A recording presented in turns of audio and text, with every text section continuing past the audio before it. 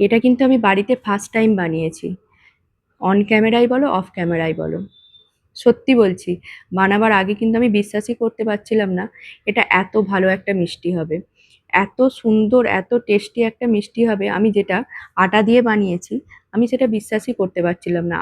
ভাবছিলাম ভালো হবে কি হবে না, ক্যামেরা চালাবো কি চালাবো না, অনেক কিছু ভেবেচিন্তেই কিন্তু আমি যে না, না হলে না হবে, দেখা যাক কি হয়। তো যাই হোক, ঘিটার পরিমাণটা অনেকটা বেশি তো, তাই ভাবছিলাম যে আবার ১ কাপ আটা দিয়ে এতটা মিষ্টি হবে কি আদৌ আমার হাতে? যাই হোক, আমি ১ কাপ ঘি নিয়ে নিয়েছি, ১ কাপ আটা লাল, লাল করে ভেজে নিয়েছি। ভাজার পর আমি ১ কাপ চিনি নিয়েছি।